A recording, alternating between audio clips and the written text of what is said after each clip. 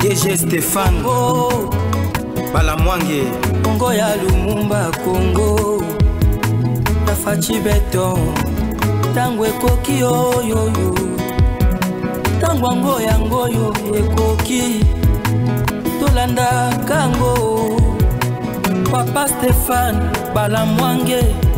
Merci Nabil Obanso de partout. Je sais que vous êtes nombreux. Alors, mon akinga vraiment na banalise na makamusu sifaki na lebela. Aujourd'hui, je suis là en direct de Lubumbashi, c'est là où je suis. Dans un cadre de service national. Dans un cadre de sala musala pour la RDC, mais malgré ça, miso nabiso et monaka, matoi nabiso et yokaka, et je suis là quand même pour analyser comment on a trouvé Lubumbashi. Comment Lubumbashi est contrôlé sur le plan sécuritaire. Le message où les autres tamoula na Lubumbashi awa. Il n'y a que le 20 oyo. Makambo ko beba na Lubumbashi. Na ye bayango. Ke banani bazan sima makambo wana. Ça c'est le premier point. Le deuxième point, arrestation yangoyi Mulunda. Na bato mususu na niveau ya Zambie. Qu'est-ce qui s'est passé concrètement? Sortie médiatique. Il y a Louar Anabato Moussousou. Et ces derniers temps, ce monsieur ne fait qu'insulter la première dame, insulter la fondation. Bon, on est là. Nous allons essayer de recadrer. Ma bêtise est moi et Belé. Vous allez comprendre ça. Le fils de Museveni, c'est voyou de militaire. Qu'est-ce qu'il faut faire pour nailler? Ça, c'est de deux. Il y a un autre problème très important que je vais évoquer dans cette émission. Et ça est lié à la trahison à niveau ya Est. Il y a certains généraux qui sont cités dans des coups pour fragiliser toujours RDC. C'est très important, Makamonyo Sonako le Belayango. Bande Konanga Balandi, nous sommes là.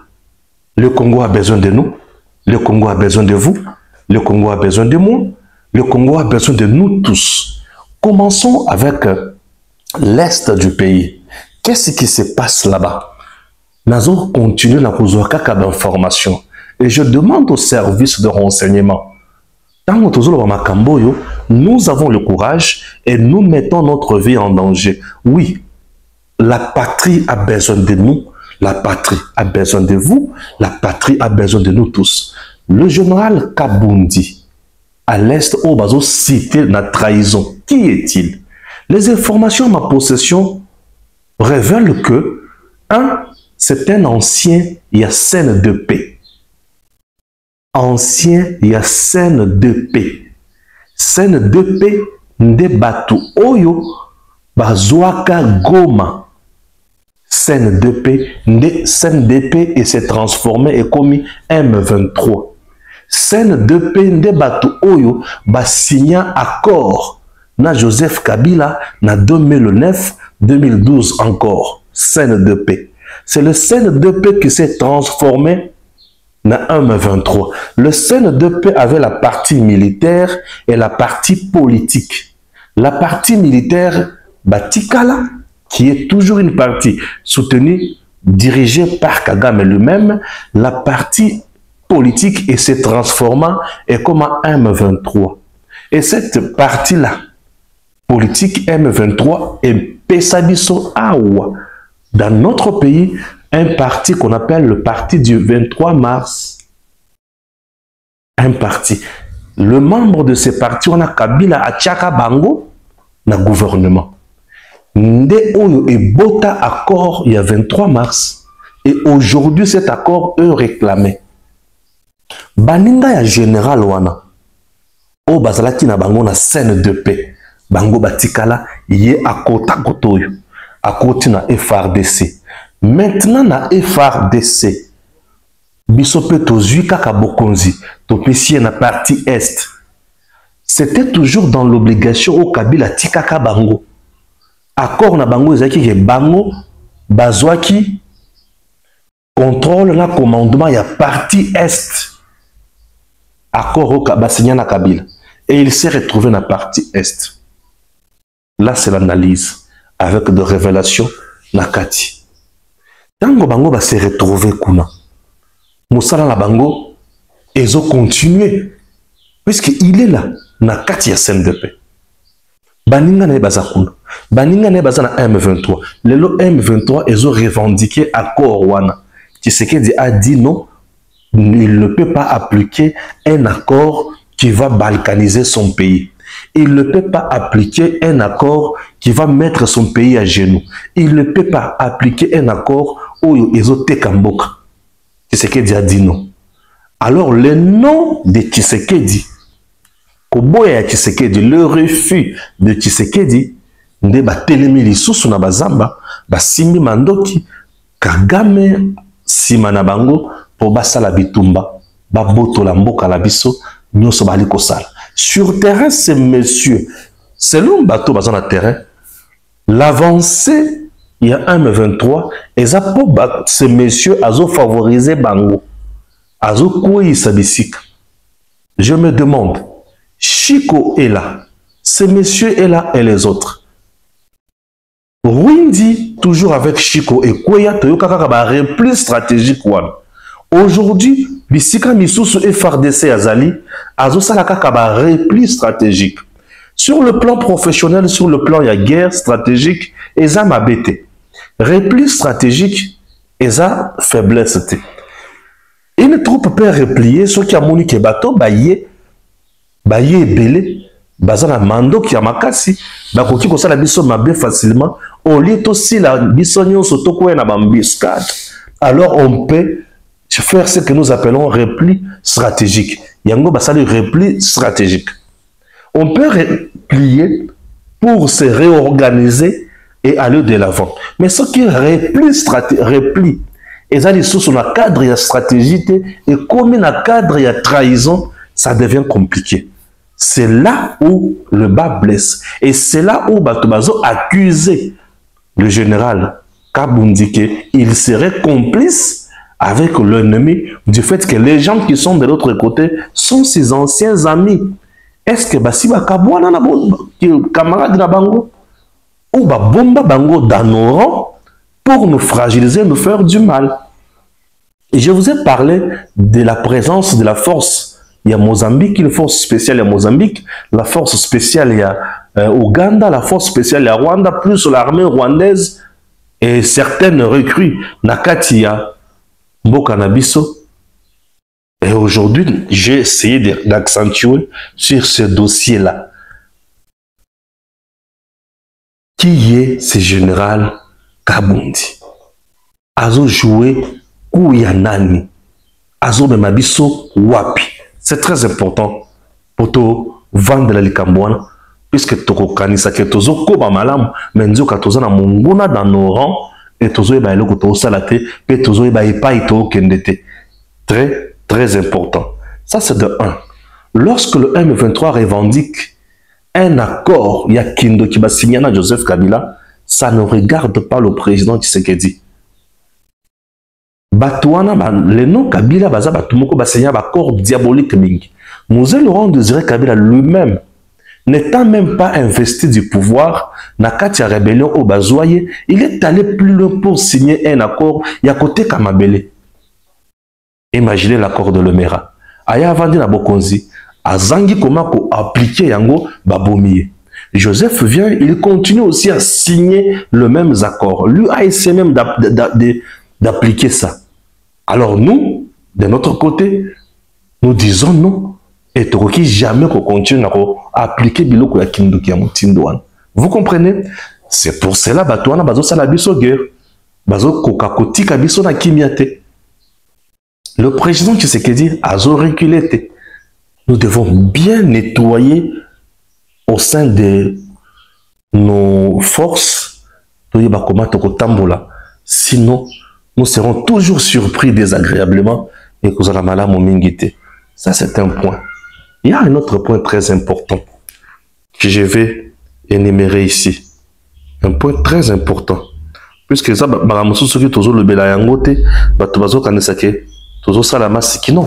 nous sommes là pour en parler. Quittons l'Est, allons au niveau de Zambie.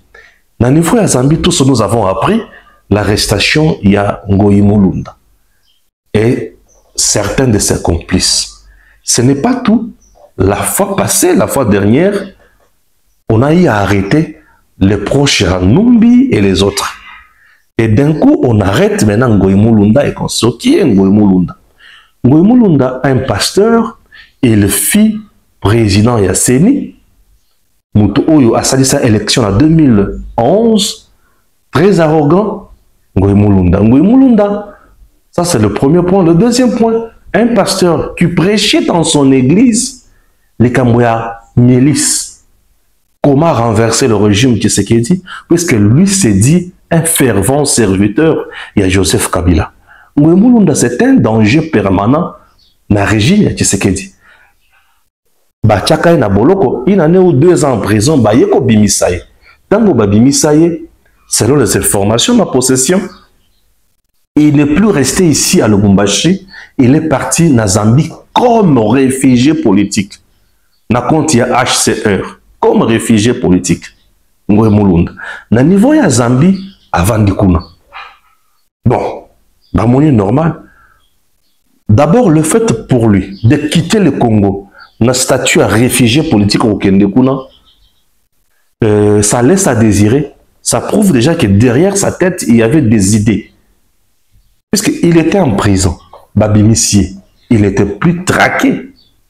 Mais tu quittes le Congo, ok, tu prends le statut à réfugié politique. C'est-à-dire, il préparait déjà des coups. Il a voulu avoir cette casquette pour permettre à Salama Kambouyamabe contre le Congo. Na Zambie, nous savons très bien que il y a le monsieur que nous appelons John Numbi, il y a d'autres personnes. Et Moïse Katumbi, c'est quelqu'un qui contrôle l'économie de la Zambie. Oui, Katumbi, c'est quelqu'un qui contrôle l'économie de la Zambie. Il a un mot à dire là-bas, en Zambie.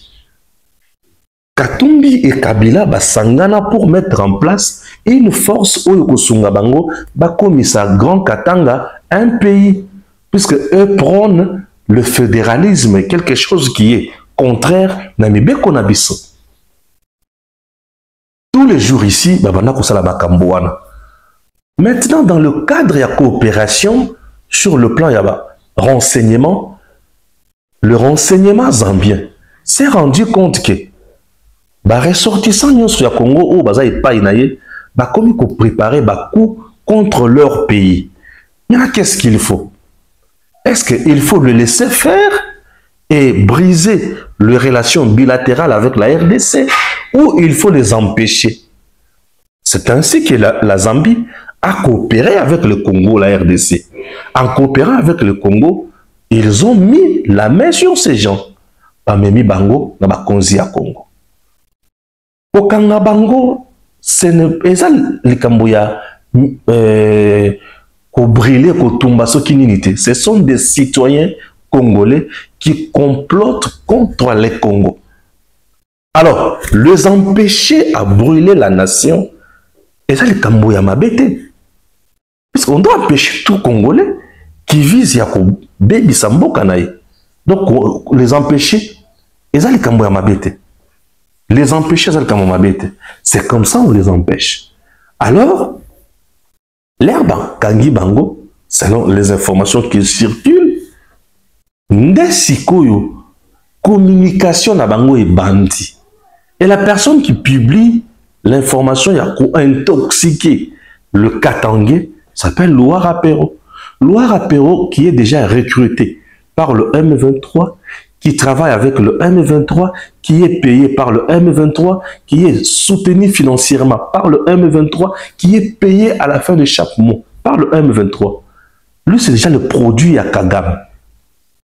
Aujourd'hui, lorsqu'il parle, il a un seul objectif. Ezali ko bebisa nyonso ya Congo. Pona mulili kota na Congo, yebisika azali azala malam. Côté azali, bafuta ye malam. Donc c'est un Congolais égaré au service du mal. Il soulève maintenant la thèse selon laquelle Katangé, vous devez vous réveiller, puisque Tshisekedi est là pour vous marginaliser. Il va arrêter tous les hommes forts de vos rangs, et puis vous resterez comme ça, Bokuzanga et Loakosala. Ça, c'est ce que Loire a dit. Entrons un peu dans ce que Loire a dit. le Katangais aujourd'hui, au sein du régime Tshisekedi, ou pendant le régime Tshisekedi, sont-ils marginalisés ou ils sont réellement impliqués dans la gestion de la chose publique? Premier point, prenons l'armée. Le numéro 1 de notre armée, c'est un Katangais, un Congolais du Katanga, de l'espace Katanga bien sûr, le numéro 1 de l'armée de notre pays, un ressortissant du Katanga. Donc, ça prouve que les Katangais, les leaders, ne sont pas marginalisés. Autour du chef, prenons encore quelqu'un comme Dani Banza. Il est toujours avec le chef. Déjà, les Katangais prouvent qu'ils ne sont pas marginalisés. Le numéro 1 du service national, il est du Katanga. Jean-Pierre Kassongo Kabwik. Mais je vous dis que c'est là où repose la confiance du chef aujourd'hui. Comment les Katangais sont marginalisés? Le numéro 1 du Sénat, Sama Lukonde, c'est un Katangais. Le numéro 1, c'est un Katangais, Sama Lukonde. Comment les Katangais sont marginalisés? Le numéro 1, Sama Lukonde, est du Katanga. Bien sûr. Bien sûr. Il a quel rôle? Il est dauphin constitutionnel du chef de l'État. Ce qui veut dire, en cas d'empêchement définitif, constaté par la Cour constitutionnelle, d'office, c'est lui qui prend le règne, qui va diriger le Congo. Vous voyez déjà, si nous entrons dans le gouvernement, vous verrez que nous avons le premier ministre, le vice-premier ministre. Parmi les vice-premiers ministres, il n'y a pas un Katangais. Il y en a. C'est lui qui est en charge du plan. Il est du Grand Katanga. N'est-ce pas ça? Vous voyez déjà que c'est un faux discours. Le numéro 1 de la Caisse nationale de péréquation, Oko, n'est-ce pas? Jacques Moulongo, il est de Olomami, n'est-ce pas? Un faux discours. C'est un discours de petits esprits qui cherchent à diviser les gens. Raison pour laquelle je suis à Lubumbashi. J'apprends de bouche à l'oreille. Hein. Non, le 20, il y aura soulèvement de ceci, c'est là. Je tiens d'abord à saluer le service de l'État ici à Lubumbashi qui contrôle bien la situation avec des patrouilles chaque nuit. Ouais, avec des patrouilles chaque nuit. La situation est sous contrôle. Ça prouve qu'il travaille pour le Congo. Il travaille pour l'État et il travaille pour le peuple. Le peuple congolais qui vit dans l'espace Katanga. Messieurs, dames, nous devons retenir quelque chose de très important. Parfois, ici, il y a des drones qui circulent pour surveiller la ville. Ah, des drones qui circulent. Mais l'information aussi qui circule, les BIFAS, le service de renseignement ici dans le Haut-Katanga, ça fait craindre, ça craint. Ça craint quelque part. Le BIFAS là,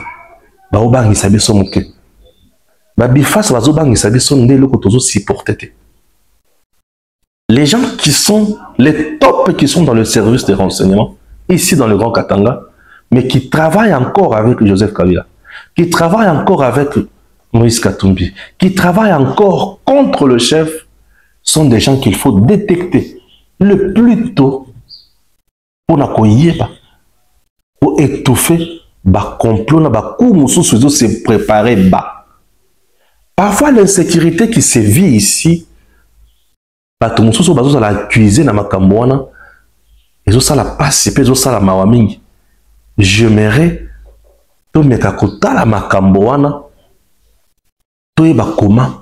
vérifier. Pour ceux qui rendre un très mauvais service. Or, rendre le Congo aujourd'hui un mauvais service, ils ont traître, ils ont trahir nation. Nous ne pouvons pas trahir la nation. La nation a besoin de nous. La nation veut makambo na biso et kende liboso. La nation veut tout ça la makambo ya mutuya. Soki to bandi ko trahir nation congolaise, tozo sa le loko oyo même bakonzi bisika baza bakotika la jamais ko sepela nango. Même nzambe bisika zali akotika jamais ko sepela nango. Vous tous qui préparez moi biloko moko ya butu ya ko bebisa nango climat de paix oyo zana Lubumbashi, vous êtes en train de faire un travail en vain. Ce travail sera coincé. C'est un travail qui sera muselé, étouffé. Je vous dis que c'est un travail qui sera étouffé, muselé. Nous avons besoin des gens qui sont là pour le Congo, qui réfléchissent vraiment pour le Congo, qui font quelque chose pour le Congo. Bateau bazo salamakambo. Eza malamu pour na Congo te toko telemela bango, toko bimisa bango na poisa.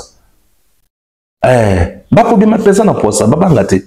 Toko telemela bango, toko bimisa bango na poisa. Et tango toko bimisa bango na poisa, bako comprendre que Congo na biso eza mboka ya kosakana na yango te. Congo na biso eza mboka ya kosakana na yango te.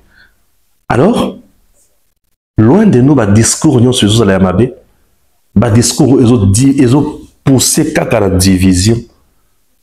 Tokotika la jamais ko encourager yango. Le Congo c'est notre pays, messieurs dames. Ce pays a tellement besoin de nous. Biso toki tozo landela Congo na biso malamu te. Tozo sala maman erreur. Et berreur nyo su tozo sala wana eza berreur ou toki ko payer cher. Ouais, ko payer cher. Or on n'est pas là pour payer cash la berreur tozo sala. Mais nous sommes plutôt là pour tout kende liboso. Pour ceux qui tozo kende liboso te mabe. Ok? Ceux qui tozo kende liboso te mabe bo longo la biloko wana. Le Congo, c'est un pays uni, indivisible, pays où tu peux sa mutu mon côté pour asakana na yango. Personne, je dis personne, n'a le pouvoir ya kosakana na Congo. Je dis personne, personne. Tout le monde doit se réjouir na Congo. Tout le monde doit aimer le Congo. Tout le monde doit aller à l'avant, doit aller en avant au Congo. Tout le monde doit faire mieux. Bande konanga balandi. Congo, notre pays, pays de nos ancêtres, pays à Lumumba, pays où tu n'as jamais côté la ngomoto. Tala, moi na Museveni, puisque j'ai vu Madame ministre des Affaires étrangères rappeler l'ambassadeur, bien sûr, au hasard en place, il y a Ouganda. On a coulé implication ya Ouganda na makambo sur les années. Puisque moi na Museveni ba propose tenir à tout moment, ça laisse à désirer. Oui, madame a fait quelque chose ya mutu ya makasi. Et elle a dit bango baza concerné na makambo zo le kana awate. Bango ba yi makambo te. Ngai pe nazolo bala bango boy. L'Ouganda n'est pas innocent. L'Ouganda joue un rôle. Le rôle que joue l'Ouganda dans tout ce qui se passe, c'est un rôle, il y a pas malin. C'est un rôle, il y a pas traître. C'est un rôle, il y a pas hypocrite. Un rôle, il y a bateau, bazo tingi ka bateau mususu pour bango baya kanasim. Bisope to kotika la jamais kotika rôle wana et continuer mutindo wana. Le rôle de traître est un rôle il y a côté les melamingi. Ok? Oui. Rôle où va traître va jouer à rôle à côté les belles. Pour ceux qui vont tika va traître va jouer rôle mon ya kindoki. Messieurs dames, nous devons faire de notre mieux pour n'accoter les melabango. Nous devons faire de notre mieux pour n'accoter les melabango. Le Congo n'est pas à vendre. Moi na Museveni makamalo baka. Ezaka pambate. Il avait tweeté. Il y a menacé Congo lokola biso koyebisa biso que d'ici 2 janvier à koya wana pour ça la oya lingi ba biloko na ba biloko oyo il faut to telemela mingi La biloko il faut que telemela mingi. Pour ce que toujours telemela biloko wana te, toujours sala makambo oyo za malamu te. Nous devons que telemela yango na ba possibilité nyonso, na ba moyen nyonso. Pour tango bozo tika munguna azo jouer ba rôle wana, azo mema bino na eloko ya maseki. Biso tokotika munguna asakana na biso te. Biso tokotika munguna ata mokolo moko te asakana na biso. Po soki totiki munguna azo sakana na biso, tozo sala erreur ya ko sakana na yango te. S'il vous plaît, il est temps. Ya ko telema. Il est temps. Ya ko lakisa banguna ke mboka oyo za mboka na biso. Tango biso tozo kabwana. Tozo zanga ko sala eloko ya malamu pona Congo. Tozo eloko tozo sala te. Parfois j'ai lu batuna X biloko baoloba. Jean-Claude Katende dit, le président Tshisekedi doit revoir projet na yako réviser ou changer constitution, puisque si M23 a avancé na ye, les pour population à l'embi, non. La population n'a jamais dit qu'elle est contre la révision ou le changement de la constitution. La population ne s'est jamais exprimée. Et tous les jours ici, tant que batona va avancer na bango, ezaki na projet moko ya revendiquer, ya révision tout ya changement de constitution te. Mbula na mbula tango M23 bana ko kanga ba cité ba territoire et consort. Ezaki pour na bongo te. Et les gens parfois écrivent mal. Le Nord Kivu a 5 à 6 territoires.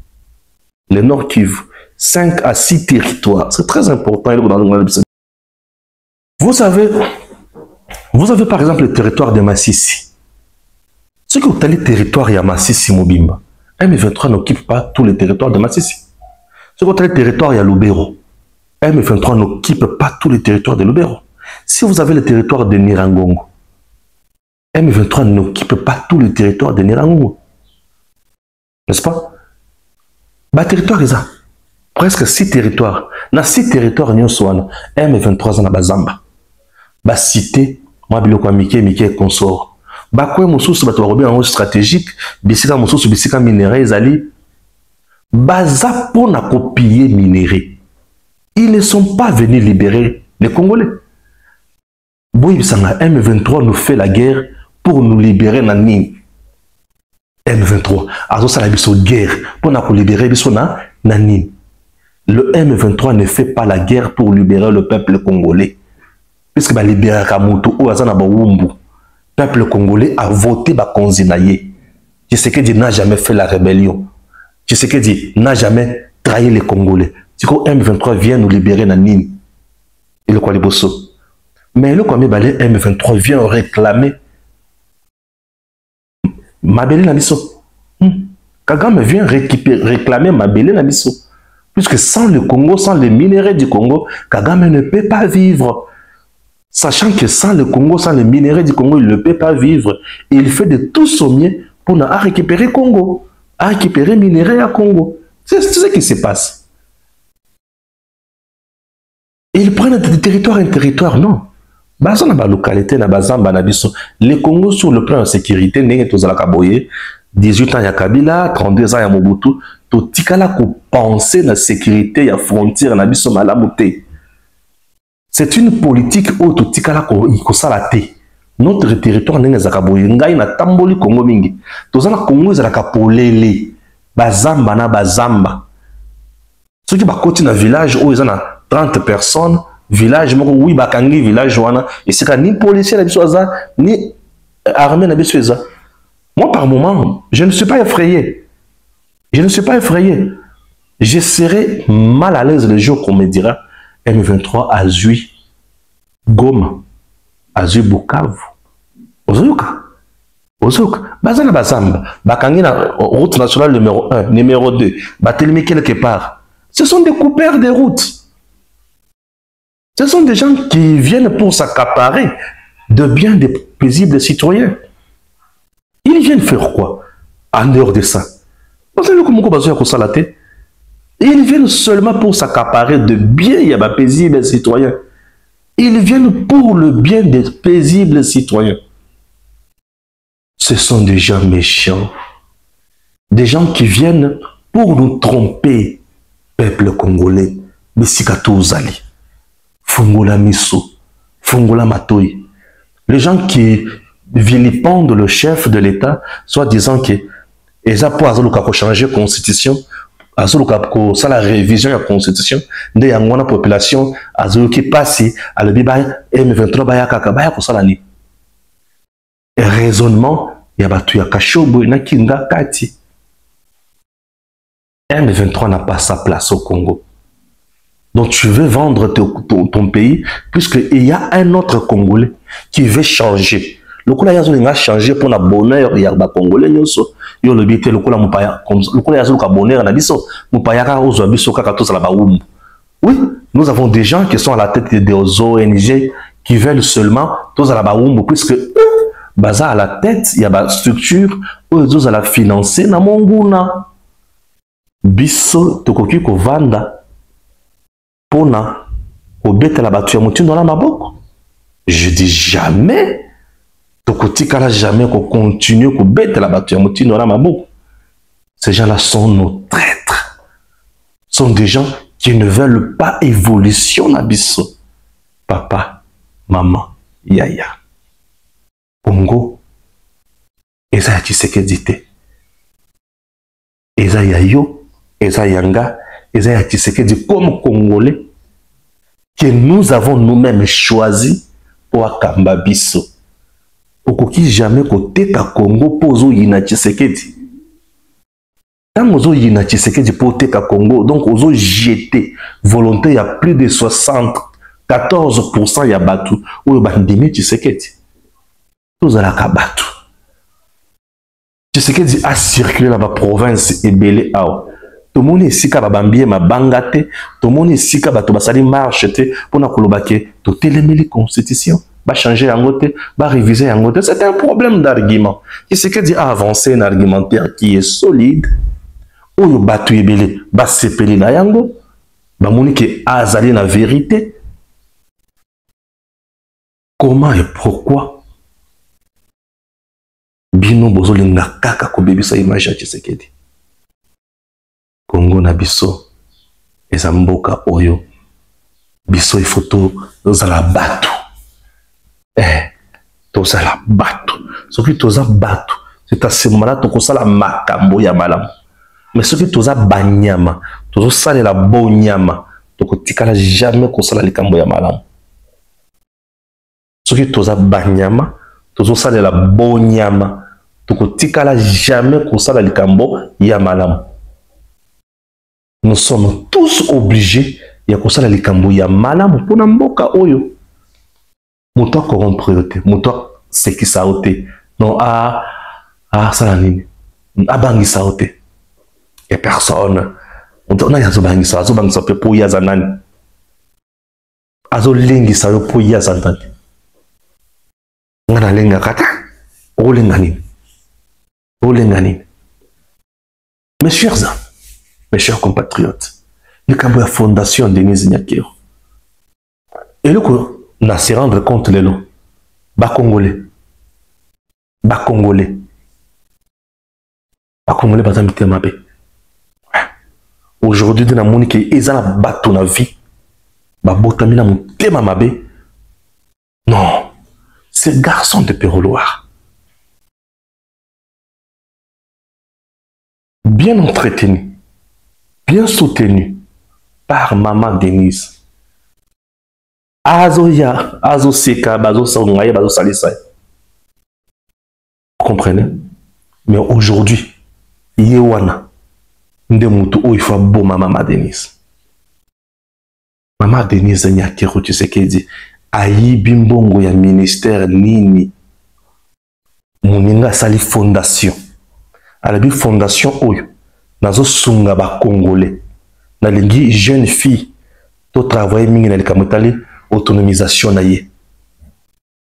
Jeune fille. Ou nazo la victime. Il y a ba violence basée sur le genre. Il faut azala mutu. Jeune garçon. Mwana ya Congolais. Mwana ya Mobola. Na lingi. azala mwana azala mutu soki asali pourcentage ya malonga au-delà ya 80% batindi na mikili ya poto ake kotanga po lobi azala mutu pe bazofuta ye oyo aza na pourcentage ya se azotanga na Congo pe bazofuta ye kaka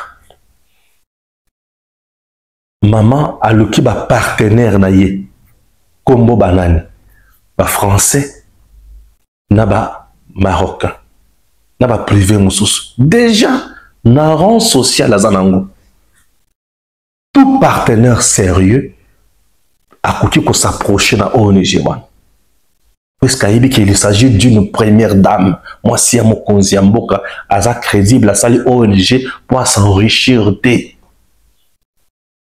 ouais asali ONG pour s'enrichir de mais asali ONG pour sunga bato bazo salisa bato bazo soigner bato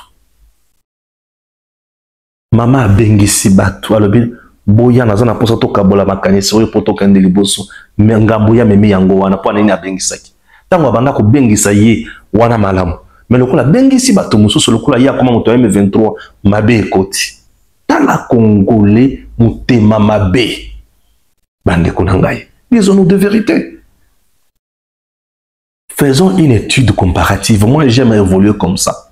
Prenons maman Olive Lembe. Azalaki na société la bengi égale. Et banda ko produire biloko nyon sur la nécessité de base. Bande konanga.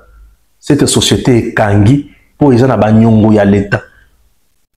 Plus de 100 et quelques millions. Société wane kangi pour banda ko zo ba titre d'exonération. Et ça la musala ya intérêt nationalité, mais aussi la musala pour un bénéfice à un individu. Loi azobetela bango maboko. Mutu azobetela maboko wana. Azana ba supermarché, asali bécole, asali ba hôpitaux, azozo mbongo. Asali bilanga, azozo mbongo. Azo lona, azo boko la bibwele, azozo mbongo. Ye ba betele maboko. Mais mutu oyo azo sunga ba congolais balobite yete yaza muyibi azo piye mboka l'état agiraka kesi ya l'état nini bon bimelaka wapi oyo ayibaka mama Denise Nyakiro Tshisekedi ayibaka mbongo wapi bandeko mboka na biso oyo bato tu obayaka na ba initiative pona kosunga Congo na congolais bazalaka toujours mal vu, vilipendé par des sorciers, par des gens mal éduqués. Bon, ça fait trop mal. On n'en peut rien.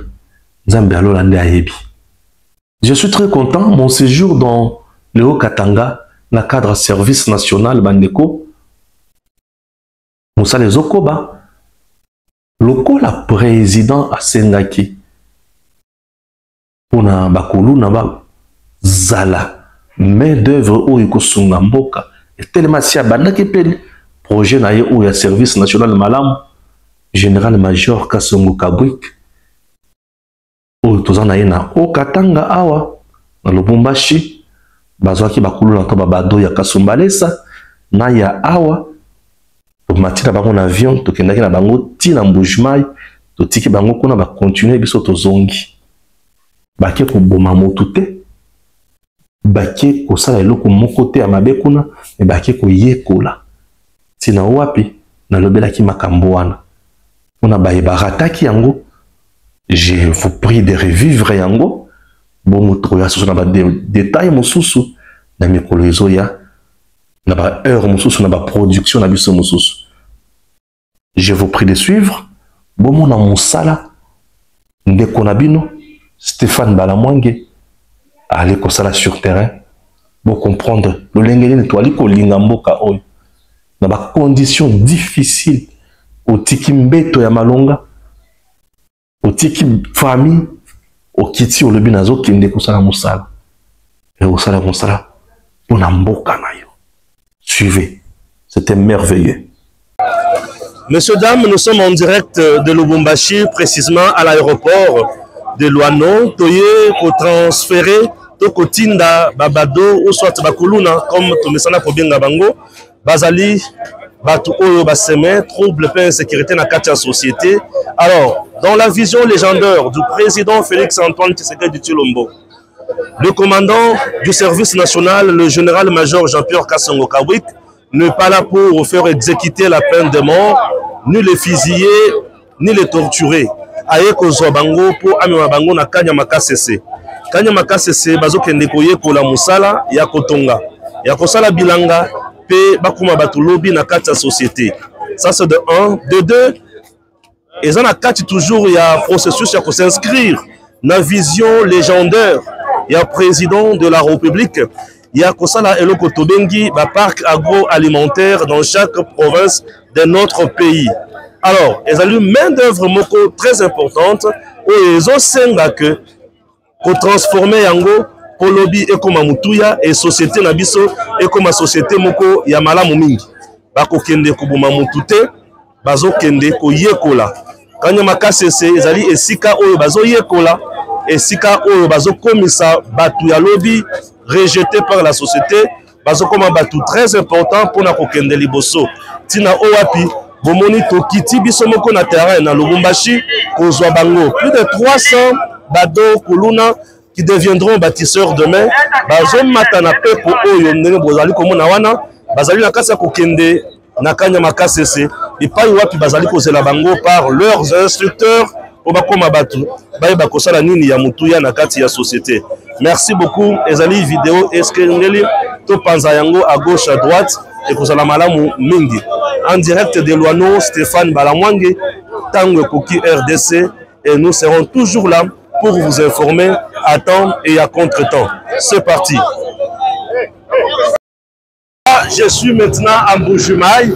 Nous sommes dans la province du Kasaï oriental, du Haut-Katanga vers la province du Kasaï oriental. Mais c'est pourquoi, oui, nous venons d'amener les Kuluna ou les Bado ici à Mbujimayi. Ce qui est vrai, bakofanda awa na Mbujimayi te, bazo siko mutuka, bazo kota, bako traverser l'Omami, notre province, et bako traverser sikoyo Lubilangi rivière, et puis bakoti na province ya Olomami. La province ya Olomami, bakokende la territoire ya Kanyama, et bakoti na Kanyama KCC. Voilà. Donc, nzela ya Kanyama KCC ezalaka Moulayi, ezalaka Mkusete, à Lubumbashi. Tozwaki bango na mituka, toye na mituka, tokomi na aéroport, bamati na avion, tokiti nango awa na Mbujimayi, awa siko bazosa sisu mutuka, bakokende ti Kanyama KCC. Je reprends ce que j'ai déjà dit. Je sais que les mauvaises langues aiment toujours mal interpréter les opérations. Il ne s'agit pas, il y a opération, il y a Kokende Koboma, ba jeunes oyoté. Ces jeunes délinquants, tellement basana moussalate, on les amène à Kanyama KCC, va former bango, va y kolisa bango ba métier. Va matérialiser vision ya mokonzi ya mboka ya kotonga ba parc agroalimentaire dans chaque province pour lutter contre la famine. Le président Tshisekedi avait dit initiative ya kotinga bango na Kanyama KCC, ils ont porté ba fruit moko kitoko. On ne peut pas laisser ça, il faut pas comme ça dans la province nyonso. Raison pour laquelle bazone ba bango na Kanyama KCC bakende koyekola. Et tango bakoyekola, bakozonga lisusu na société lokola batu ya malonga. Na kati ya société cette fois-ci, bakoya batu oyo tokobenga na Kongo ya babâtisseur. Bakokata lisusu mutu machete te, mais bakokata bilanga pona kolesa bana ya Congo. Le service national continue à faire son travail. Le président Tshisekedi continue à matérialiser sa vision. Le gouvernement va mettre également aussi ses moyens. Le service national dirigé de mettre par un soldat patriote, général-major Jean-Pierre Kassongo Kawik. et Sala Nango. Et nous continuerons toujours à soutenir l'initiative Oyezali louable, l'initiative Oyezali pour le peuple congolais. Stéphane Balamwang toujours pour le compte, il y a tant de coquilles RDC sur terrain. Vous avez vu, lorsqu'on faisait le convoi, les gens acclamaient parce que les gens étaient contents. Les gens estiment qu'avec le départ de ces jeunes, des œuvrés qui sont à la base de l'insécurité et à d'autres mauvais actes dans la ville, lorsqu'ils partent, il y a quand même la calmie dans la ville. Moi, mon humble avis, je pense que le travail que nous sommes en train de faire est en train quand même d'apporter des solutions à certains problèmes. Posez-vous la question, si on n'avait pas pris l'initiative, ou le commandant suprême n'avait pas pris l'initiative d'engager le service national dans l'encadrement de la jeunesse des œuvrés, où serions-nous aujourd'hui? C'est plus de 10 000 jeunes qui sont au service national. Imaginez un peu 10 000 jeunes, désœuvrés, bandits, dans nos villes. Nos villes auraient été invivables aujourd'hui. C'est vrai, l'ampleur n'est pas... Le problème est encore... il est encore immense. Mais on est en train d'y aller mollo mollo. De la même manière que vous me posez cette question, autrefois on me posait la question, les gens n'étaient pas sûrs que les jeunes que nous prenons, ils vont bien être encadrés, qu'ils vont changer. Aujourd'hui, les résultats, les comment? Un très bon résultat. Ces jeunes, totalement réinsérés dans la société, ils sont fiers de servir au service de la nation. Ils sont combien au total, ces jeunes aujourd'hui? Ici, aujourd'hui, ils sont 270 qui partent. Je vous annonce que le week-end, nous allons faire 2 rotations en provenance de Kolwezi. Donc le week-end, ce sont les jeunes de Kolwezi qui vont partir parce que la province est en train de s'organiser aussi, de mettre la main dessus. 2 rotations vont partir. On a vu certains d'entre eux avoir un sourire et rire. En tout cas, ils sont contents. Avant, les gens pensaient que Kanyamakasi c'était un roi. Lorsque les enfants y allaient, c'était pour ne plus rentrer, c'était pour aller tuer. Mais les preuves sont là aujourd'hui, les gens, tout le monde est rassuré que nos enfants partent là-bas pour un encadrement. C'est pas une prime à la délinquance? Non, ce n'est pas une prime à la délinquance. Parmi eux d'ailleurs, vous voyez, il y a même des volontaires. Hein. Il y en a qui s'engagent volontairement à servir au service national. Ce n'est pas une prime à la délinquance. Nous avons un programme, nous sommes en train d'y aller étape par étape.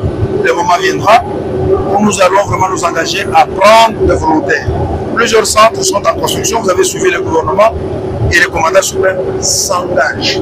Vraiment, la volonté politique est là, le moyen va être mis à disposition pour que plusieurs centres, Cassé c'est un centre pilote, que plusieurs centres soient créés et qu'on encadre plusieurs de nos jeunes. Oui, ça va. Voilà.